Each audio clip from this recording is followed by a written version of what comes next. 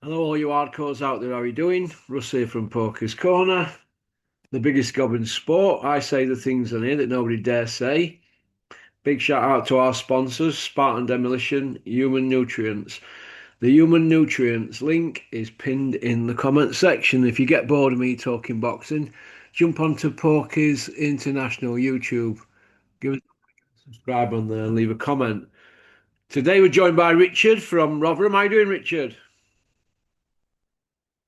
There we are. Richard is connecting to audio.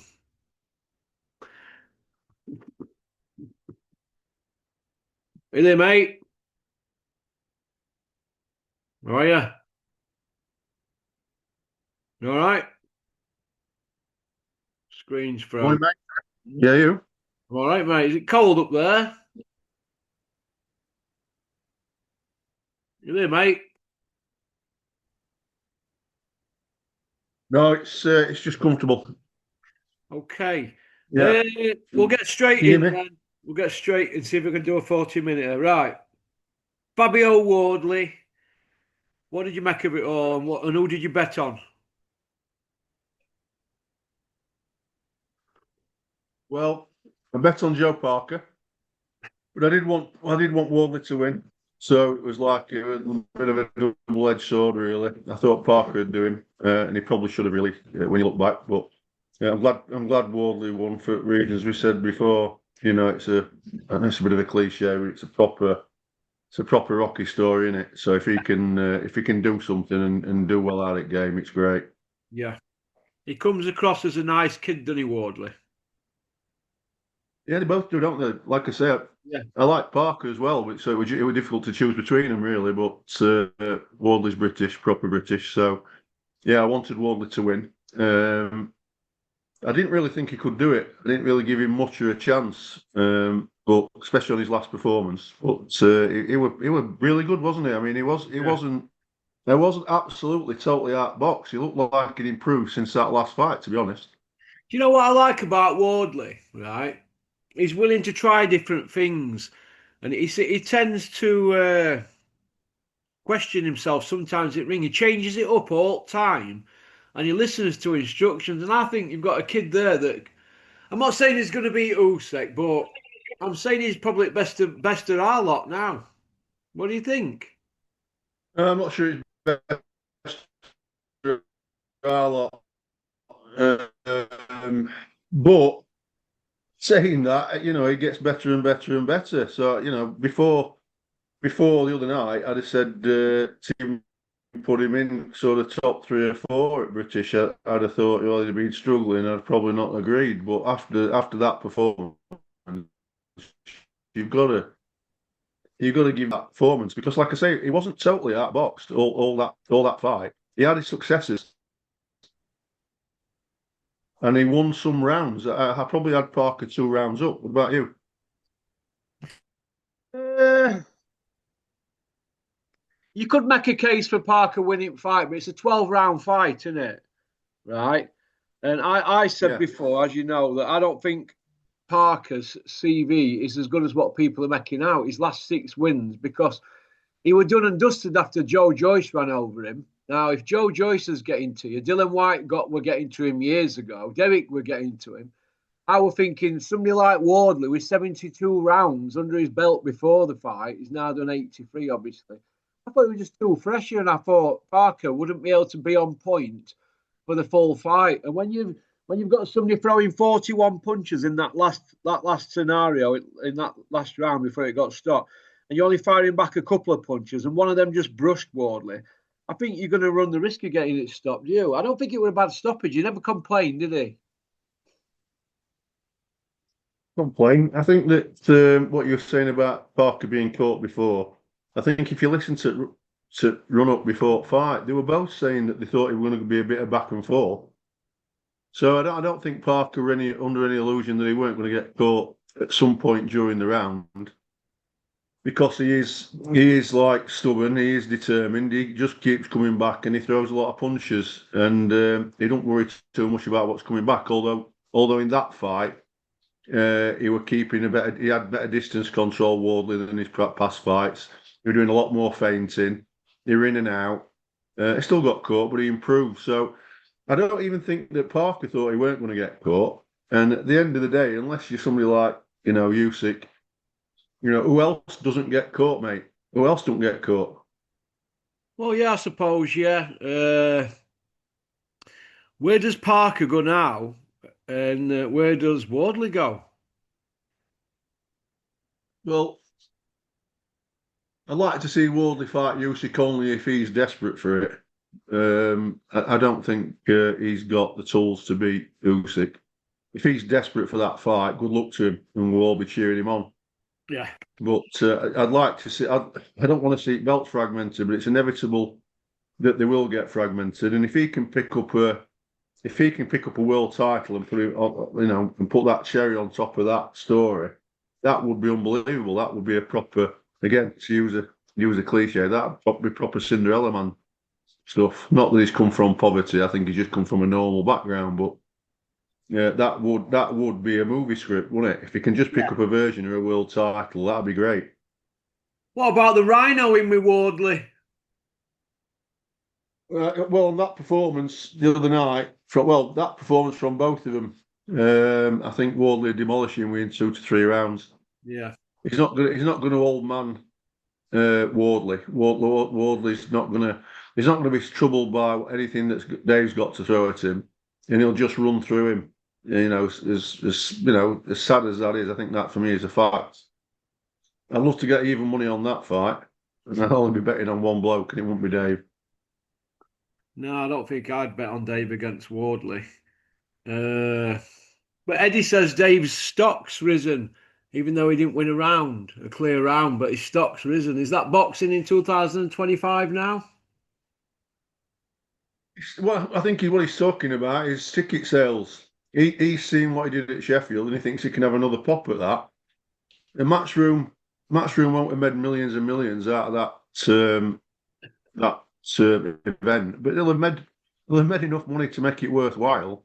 Yeah. And you can't turn money down. That's all that they're looking at. So if they can fill Sheffield Arena up again, they'll be desperate for it, won't they? Yeah. Do you think? So, and I saw a clip we had here the other day saying that Dave Allen's been pushing him to a small all fight, trying to get him out again before Christmas, and he's saying you don't want that.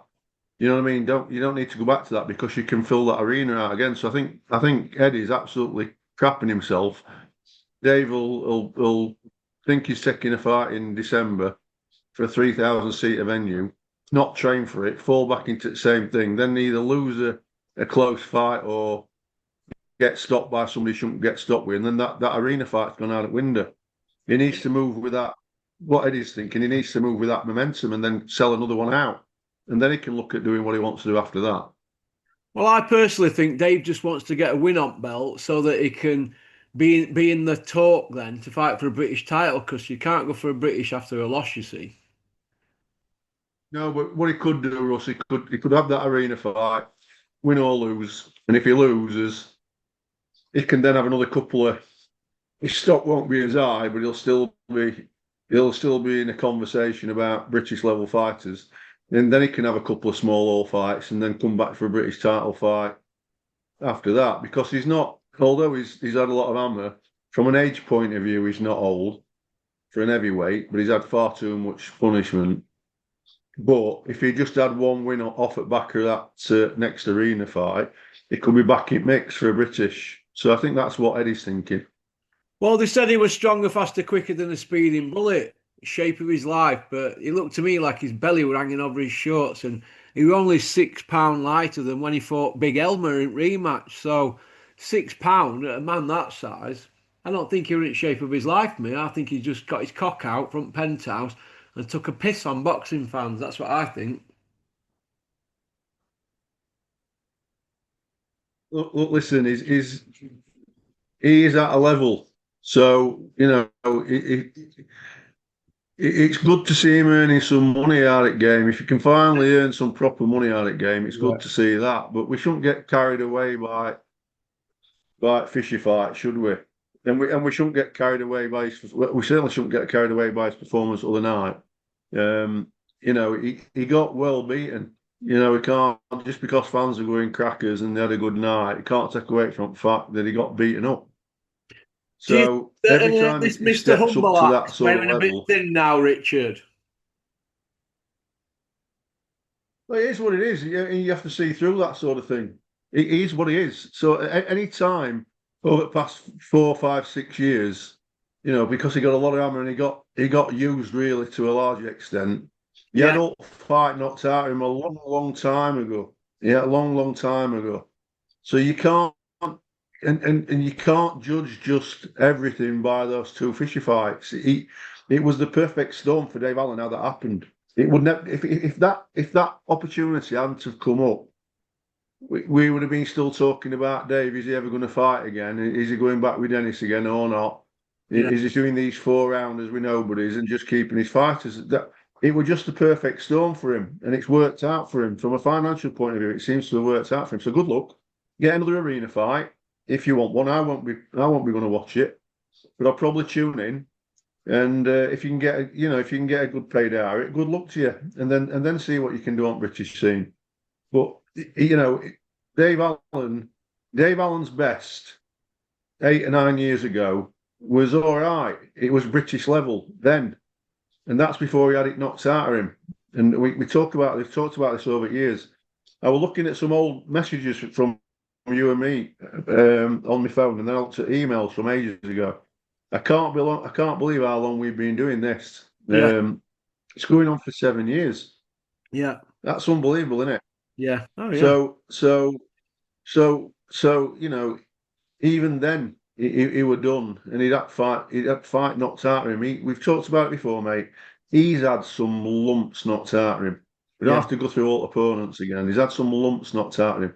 So he deserves to get a payday. So good luck. Get another arena fight under the belt. yeah. Bank a bit more money. Buy a bit more property or whatever you do with it. Have a comfortable living out of game. And it might turn out that the last 3 or 4 fights of your career have put you in that position. I So ain't your got a problem with popularity's that, put you in Richard. that I position. ain't got a problem with that. I have a Yeah. problem. I have a problem with trainers telling me he's superhuman fit and he can win a world title and his fat percentage is low and all this waffle. And then everybody knows what happened when he got on scales. The media were gasping. I know that because I know some media guys at Sheffield Star. They were gasping, mate, because we've been fed a load of crock. Yet again, now the odds swung massively after weighing and basically everybody went back to what they said. They were all backtracking on Talksport. And they all went back to Macbeth on points, and that's what it were. But I'm not into all this. Yeah, I'm taking it serious. I don't buy into that now. Leopards don't change the spots. I've been around enough boxers uh, in recent times to know that it's absolute waffle, and especially at heavyweight, nobody seems to want to be fighting at the same weight as they turn pro at. Do you see where I'm coming from? They're all putting £30 on like Rhino or Joe Parker. They feel like they need this extra weight. Well, I say go for a run with £30 in a rucksack. That's what you're carrying too much on your body. That's just my opinion. Yeah, I mean, if people believe that crap, mate, that's down to them, and that's more for them. I mean, you listen to that build up, and you listen to things like that, and you just lift your arse up, and that's what you think to it. Yeah, I Okay. just think that if people believe that sort of crap, well, I'd like to sell them a bridge. Anybody who believes that sort of stuff, give me a ring. I've got a bridge I want to sell you. It, Oh, it's it's that's down to them. So I don't believe all that stuff. I watch Dave Allen because he makes me smile. I don't believe any of the crap, and I watch him based on nostalgia because he endeared himself to me and a lot of other people 8, 9, 10 years ago, and he's just a nice kid, and that's it. But if you buy into all that, more fool you. yeah. Okay. They've offered him big freeze or TKV, but he'll need a win to get the winner of that. That's probably why he wants to get out in a quick 8 rounder. Dave said no, the names are not big enough, but he'll take Zhang. What do you think to that for a fight in Sheffield? Rhino versus Big Bang Zhang. I think he must be a masochist because is Zhang anywhere near his best? Is he the Zhang of 3 years ago? No. Does he think he's probably going to gas after 5 or 6 rounds? Yeah. But a gas Zhang beats a gassed Dave Allen any day of week. So Zhang is in the same league power-wise as an Ortiz, isn't he? Yeah. He's in the same league. So does he want to be, going to the toilet and seeing blood for 2 weeks after a fight or worse? That's madness. And if he needs that sort of fear to try and just even get him into gym, never mind getting proper shape, but get him into gym, he shouldn't be fighting. Yeah. So get something that's more like a 50-50 if you're going to an arena fight. Give yourself, a 20% chance of winning and make it entertaining for fans. And they have a good night and everybody goes away semi-happy. And 90% of those fans that are probably in that arena aren't hardcore boxing fans either. They're going out with the mates, they're going out with the girlfriends. It's a bit like turning up for darts. You're just going for a bit of entertainment and a few beers. There won't be many hardcores in that arena that night. It'll be the same next time. And that's what he's got to realise and understand. And if that's your audience, well, good luck to you. Because Dave Allen can go and do all the stuff and make money out of it. It's just whether he wants to use his brain. He doesn't seem like he's majorly stupid. He's just being a bit foolish in his youth. So, there's probably 3 or 4 years down the line after he's jacked in with it, there's probably a space for him on Misfits, isn't there? Yeah. Yeah. Okay. Derek Chisora against Dillian White 3. They fought 9 years ago, first one, then 7 years ago, according to BoxRec, the second time. They're now going to fight again. Is it a pension top-up? Are they going to retire after this or what? Well, Dillian White will probably retire after this. I think out at two of them, Dillian White's decline's been like a dropping off a cliff. And Chisora's stopped at the same sort of decline level for the last 5 or 6 years, which ain't good. But I think that's why probably Chisora's fancying it, because there were 2 close fights before. I thought they were good fights. Would I open my curtains to my back garden to watch it? Yeah, I probably would. And Chisora's probably fancying it because he's seen how Dillian's just dropped off at edge of a cliff last few years. So, yeah. But it's a cash grab. And do I think that it's going to be Chisora's last fight? I probably do. Yeah, I probably think that it's. If he does come back again, it'll be in 2 years' time. I think that right now, I think he is feeling it in the gym. I think he's feeling it, motivation to get in the gym and how he's feeling after fights. I think he probably knows he's coming to end. So it's a cash grab. Pay-per-view on the zone. He don't want to be fighting. He's turned down chance to fight Miller. I think he's turned down fighting a couple of chances. And I think that's probably because he knows that Miller's going to be an hard night, which is going to be a 12-rounder for him, isn't it? Yeah. Dubois didn't dominate Miller, did he? He didn't dominate him. No. He had a good win against him. He didn't dominate him, and that's a fresh, young, fit athlete. So a 40-year-old Chisora probably knows that Jarrell Miller is a tough night.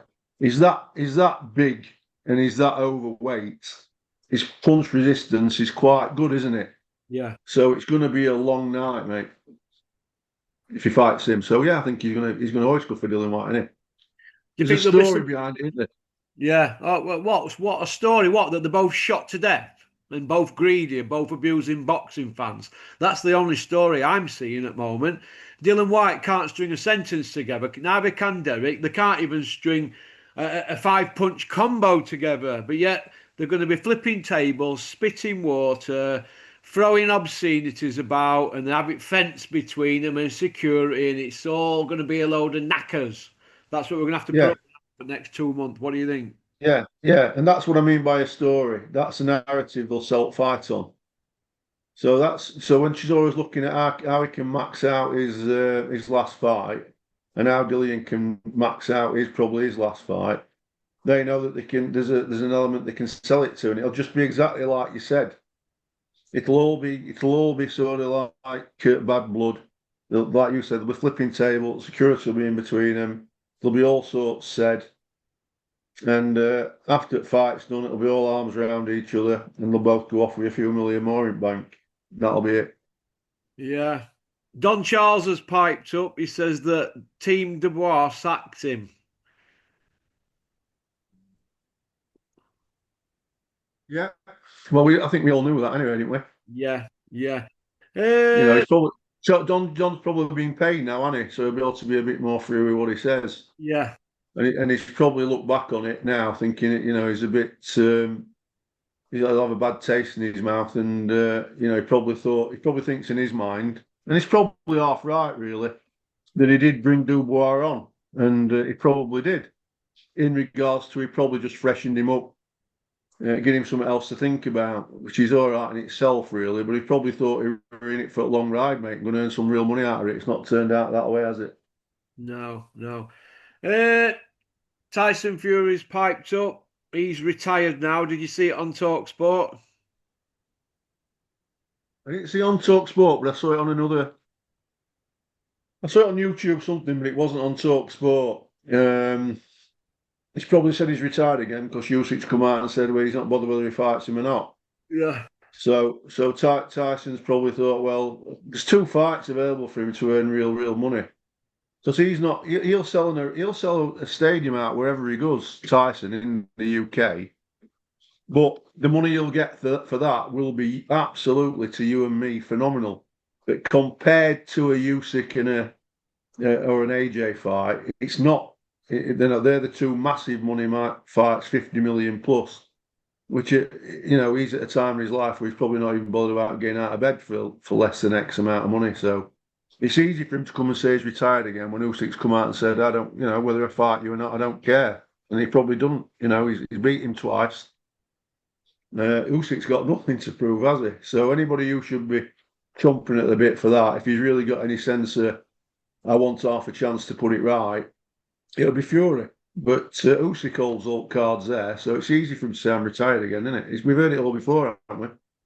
Yeah, Juggies has come out on Talksport. Obviously, this morning he's like, I can see Wardley beating Usyk because it's their job to sell it now. They're going to have to do as they're told. But I said that yesterday in an interview. That'll be out today. Juggies has also said that we need to see a Fury Usyk trilogy. But my argument is, what about, Wardley, Caballel, Moses Atoma, Derek Chisora, guys who are queuing for the shot at the title, Lawrence Okoli, all guys at top at rankings all the way through. Do they just have to be parked up if Fury decides to have a third one? Yeah, he'll be entitled to a. That fight's going to sell even if Usyk relinquishes all belts. The belts aren't as important to you. It's only important to hardcore fans, Russ, aren't they? No, nobody's bothered about the belts apart from hardcore fans. They just want to see the 2 people that they want to see. So if Usyk relinquishes all his belts now and then come out and say, I'm relinquishing all belts, but I'm going to fight Fury. The casuals and the hardcore are all going to be tuned into that fight, no matter what. Don't matter if there's belts on the line, because they know they're 2 of the best out there. When you take everybody into consideration, they're 2 of the top 5 out there. So they'll tune in. I'd tune in and watch it. So, they will have to get parked up. And that's just life. It's not fair, is it? But that's life. Okay. Does Usyk need a belt at the moment, or can we all comfortably say he's the man and he don't need a belt? He could just that ring belt and throw other 5 in bin, couldn't he? You could. Could Crawford say the same? Yeah. Yeah, Usyk and Crawford are out there on their own, and I know you. They could just say, look, we don't need belts. We're the guys to beat. And we'd all say, yes, you are. Fuck belts. That's what we'd do, wouldn't we? Yeah. Yeah, of course we would. We know best. Yeah. We know at least we can have a difference of opinion. We can all have as favourites. We can all have people that are, we just like for whatever reason. They're closer in our hearts than other people are. But when you stand back and look at it from an objective point of view, we all know, we could all probably agree on top course fans, whether you've got one over another top two, you could probably agree who top five are. So, so we all know who should be fighting each other. And as much as again, this is a bit of a cliche, but as much as uh, we talk about Turkey Al Sheikh, at the end of the day, and this is the cliche bit, he's brought more fights in the last 2 years than we had in the last 20 as regards people fighting each other and giving fans what they want. So, long may that continue. Whoever's putting money up, long may that continue. We want to see the best people fight the best people. So that's where I stand on it. Yeah. I'm going to throw some names at you here, and I want you to let me know if you think that either finished or something left. That's all you've got to say. Finished or something left. Right. Chisora. Finished. Joyce. Finished, definitely. Zhang. Somewhat left. 43 next birthday, New Year's, Zhang. Joe Parker. Somewhat left. Anthony Joshua. Finished. Tyson Fury. Somewhat left. Yui.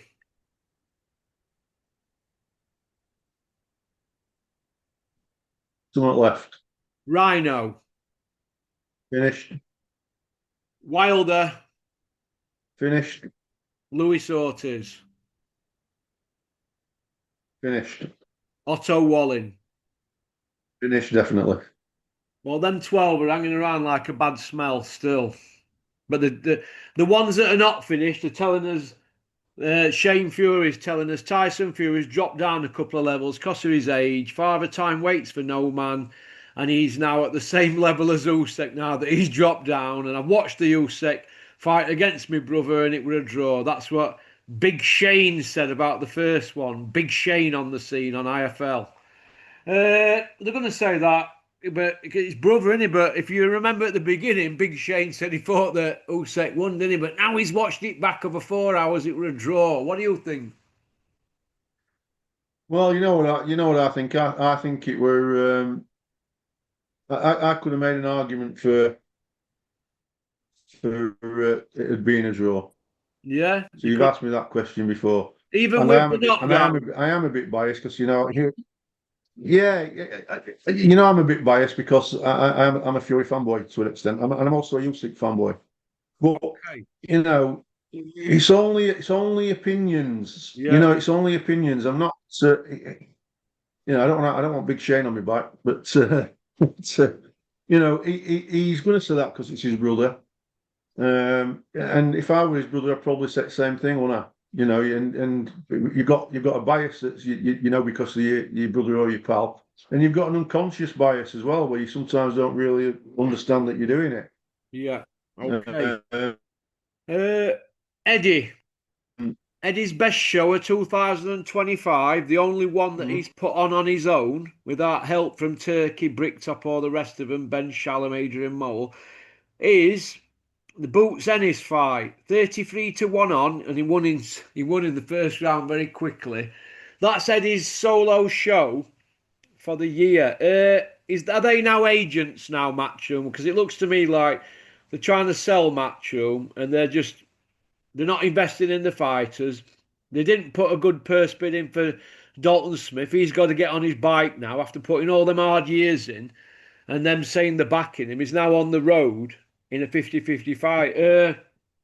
Is it just about a cash grab for them now? Is that why Joshua's parked up? I don't think that's because Joshua's parked up. I don't know if you watched any of that Netflix documentary. There was nothing in Netflix documentary about Matchroom that I didn't really already know. You've got to remember that I mean, I know you know this, Russ, but for anybody who doesn't know it, boxing is not Matchroom's biggest revenue. No, darts, isn't it? Or it's not the most profitable element of the Matchroom. Yeah, it's darts, and then I think boxing's a pretty distant second, even though it's a big money spinner. So the whole value of Matchroom is to get the whole Matchroom revenue increase. So it's not just boxing. So I think that when they're looking at getting the Matchroom revenue and the value increase, they have to look at all elements of their business. So they're not deliberately trying to just be agents in boxing. The more money they can generate through boxing, the more money is generated for Matchroom, and the more money they'll sell it for down the line. What they've got to do, I think, is they've got to sell it sooner rather than later, because if they lose their foothold in boxing, because they might become irrelevant or have less of a market share because Dana White's coming in, Turkey will do what he wants. Frank Warren's been on the crest of a wave now for the last 2 or 3 years. If they're not the force he once was, right, so for me, they've got to get in there sooner rather than later.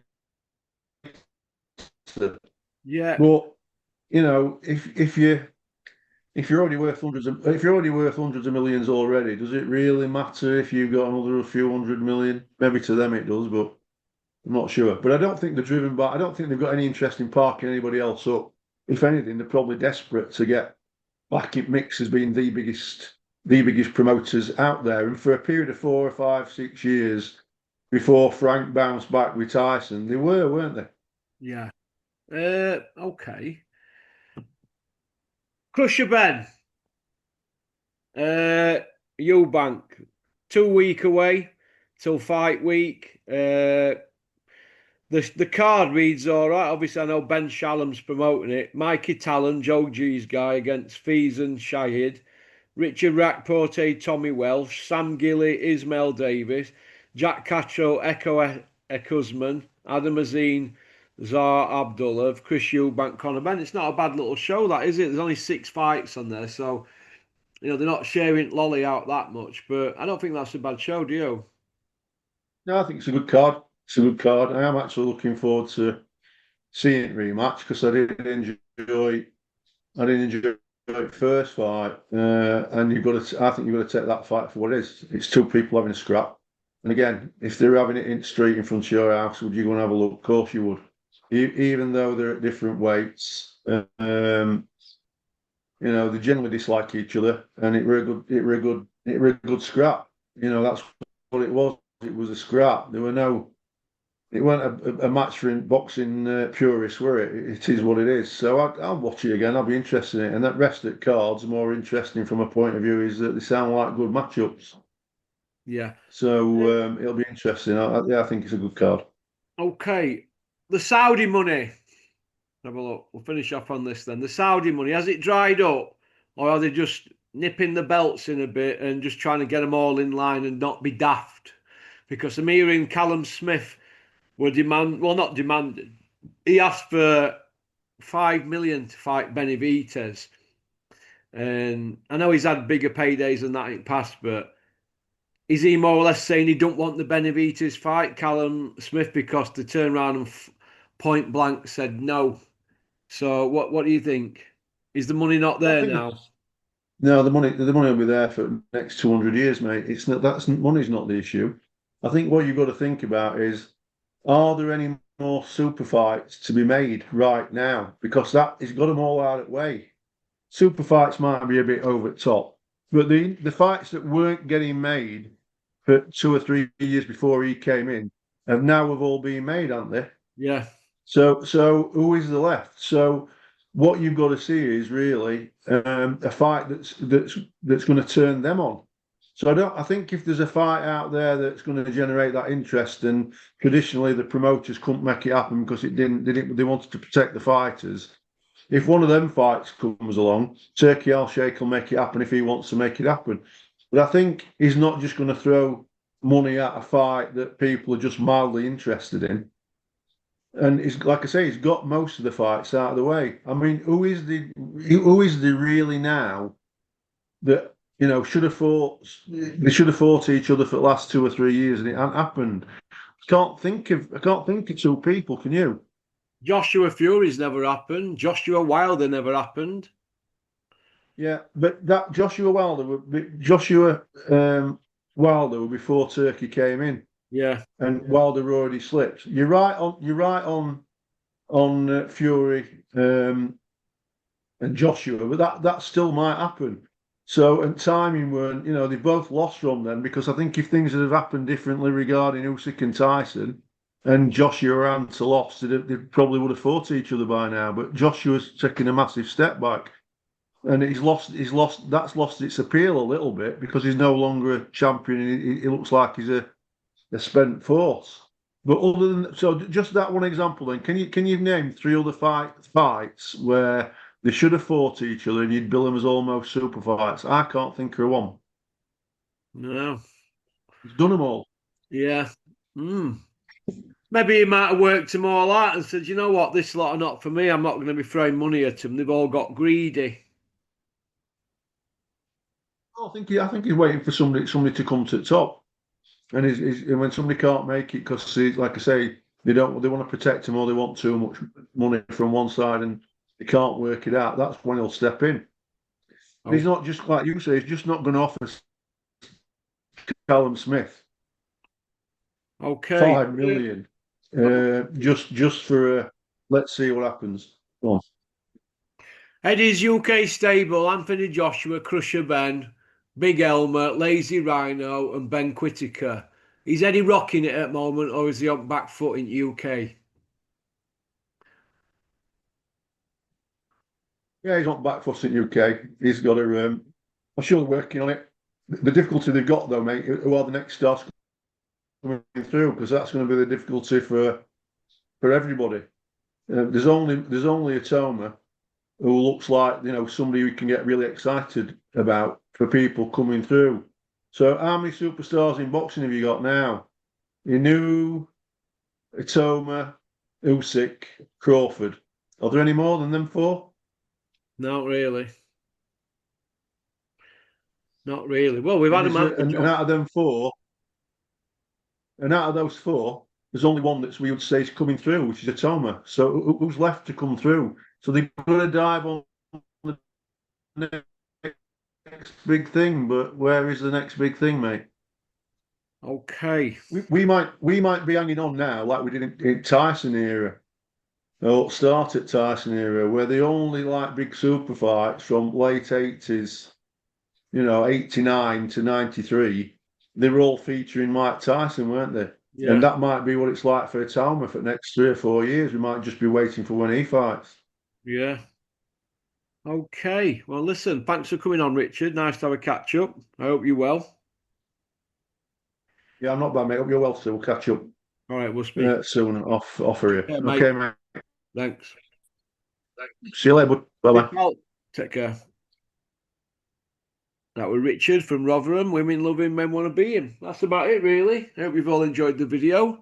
Thanks for liking and subscribing and leaving a comment. Go on, peace out.